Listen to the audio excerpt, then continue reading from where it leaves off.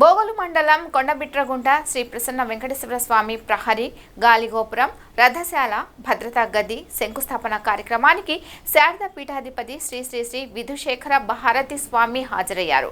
ఈ సందర్భంగా కావలి ఎమ్మెల్యే దగ్గుమాటి వెంకట కృష్ణారెడ్డి 2 రోజులుగా భక్తులకు అన్ని సౌకర్యాలు కల్పించారు. ఈ కార్యక్రమానికి ముఖ్య అతిథిగా విచ్చేసిన పీఠాధిపతి విధుశేఖర భారతి స్వామిని దేవాదాయ శాఖ మంత్రి ఆనం రామనారాయణ రెడ్డి, ఎంపీ వేమిరెడ్డి ప్రభాకర్ రెడ్డి, టీడీపీ రాష్ట్ర ప్రధాన కార్యదర్శి బీదా రవిచంద్ర, స్థానిక ఎమ్మెల్యే దగ్గుమాటి వెంకట కృష్ణారెడ్డిలు మేళ తాళాలతో శాల్వ కప్పి వేద మంత్రాలతో ఘనంగా స్వాగతం పలికారు. అనంతరం శ్రీ ప్రసన్న వెంకటేశ్వర స్వామిని దర్శించుకొని ప్రత్యేక పూజలు నిర్వహించి నిర్మాణ శిలా ఫలకాలకు శంకుస్థాపన పీఠాధిపతితో చేయించారు. అనంతరం ఉపన్యాసాన్ని ప్రసంగించారు. శారద పీఠం తరపున ₹1,00,000 దేవాలయాల అభివృద్ధికి విరాళాన్ని అందజేశారు.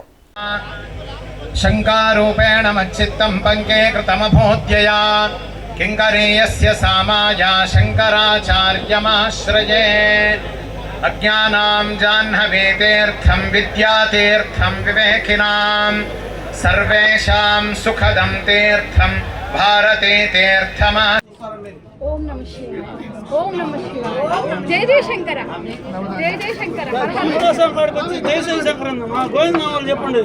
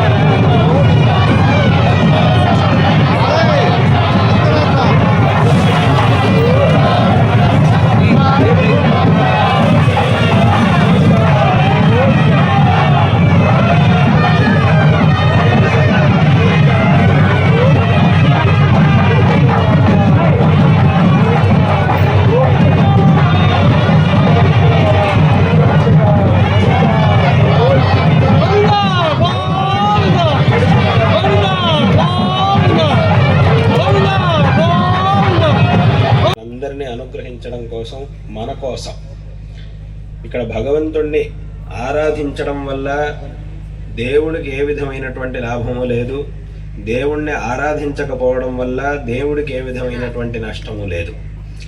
మనం చేసేటటువంటి ఆరాధనాదుల వల్ల భగవంతుడికి ఏ విధమైనటువంటి లాభ నష్టాలు ఉండవు, కానీ మనకు ఉన్నాయి.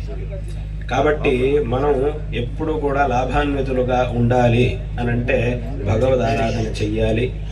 అలాగే మనం జీవితంలో నష్టపోకుండా ఉండాలి అనంటే దానికి విశేషంగా భగవంతుడి యొక్క ఆరాధనని తప్పకుండా చెయ్యాలి. ఈ భగవద్ ఆరాధన అనేది మనిషి జీవితంలో అత్యంత ఆవశ్యకమైనటువంటిది. తద్వారా భగవద్ అనుగ్రహాన్ని మనం పొంది ఈ జీవితాన్ని సార్థకపరచుకోగలుగుతాం. కొంతమంది మా దగ్గరికి వచ్చి అడుగుతూ ఉంటారు, స్వామి దేవుడు మాకు అనుగ్రహం చేస్తాడా అని అడుగుతూ ఉంటారు. నేను ఎందుకయ్యా నీకు ఈ ప్రశ్న ఎందుకు వచ్చింది అసలు అంటే, మేము చాలా సామాన్యులం, మేము చాలా మామూలు వాళ్ళం, మా దగ్గర పెద్దగా ఏమీ లేదు, దేవుడికి సమర్పించడానికి మా దగ్గర పెద్దగా ఏమీ లేదు, కాబట్టి మాకు కూడా దేవుడు అనుగ్రహిస్తాడా అని అడుగుతూ ఉంటారు కొంతమంది. అప్పుడు నేను వాళ్ళకి చెప్పే విషయం ఒకటే, దేవుడికి సమర్పించడానికి ఇంకేమీ నీ దగ్గర లేదు అని అంటే బాధపడక్కర్లేదు. ఒకటి వస్తువు అయితే నీ దగ్గర ఉండనే ఉంటుంది. ఏమిటి అని అంటే అదే నీ మనస్సు. మన మనస్సుని దేవుడికి సమర్పించినా చాలు, భగవంతుడు తద్వారా సంతుష్టుడై మనకు అనుగ్రహిస్తాడు. ఏమిటి మనస్సుని దేవుడికి సమర్పించడం అంటే ఏమిటి? అదేమిటి మన చేతికి దొరుకుతుందా? ఎలా మనస్సుని సమర్పించగలం అని అంటే, ఇక్కడ మనస్సుని దేవుడికి సమర్పించడం అనే మాటకు అర్థం ఏమిటి అని అంటే, ప్రతిరోజు ఎన్ని పనులున్నా కూడా, ఎన్ని వ్యవహారాలున్నా కూడా కాసేపు పరిపూర్ణంగా మన మనస్సులో, అది ఎంతసేపు అనేది ముఖ్యం కాదు, ఎంత భక్తిగా మనం చేస్తాము అనేటటువంటిది చాలా ముఖ్యం.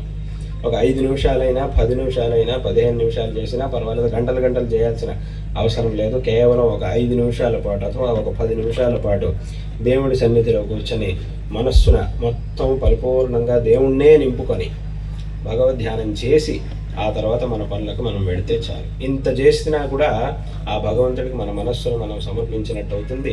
తద్వారా భగవద్ అనుగ్రహాన్ని స్వామివారు నిండు మనస్సుతో దీవించి ఈ యొక్క ప్రారంభోత్సవాల శిలా ఫలకాలను ఆవిష్కరించి ఈ కార్యక్రమంలో మన శాసనసభ్యులు శ్రీ కృష్ణారెడ్డి గారు, మన పార్లమెంటు సభ్యులు శ్రీ ప్రభాకర్ రెడ్డి గారు, మన నాయకులు రవిచంద్ర యాదవ్ గారు అందరూ సమిష్టిగా ఈరోజు ఈ కార్యక్రమానికి వచ్చి స్వామివారి యొక్క ఆశీస్సులని మనందరికీ ఇప్పించేటువంటి ప్రయత్నం ఈరోజు ఇక్కడ జరుగుతూ ఉంది. కొండబిట్రగుంట క్షేత్రం అంటే నెల్లూరు, ప్రకాశం 2 జిల్లాల్లో కూడా ఒక మహాపుణ్యక్షేత్రం. తిరుమల తిరుపతి దేవస్థానం తరువాత ఈ దేవస్థానమే ఈ 2-3 శ్రీ వెంకటేశ్వర స్వామి ఆలయానికి వచ్చి పూజలు చేసి కోరికలు కోరుకొని తీరిన తర్వాత ఇక్కడికి వచ్చి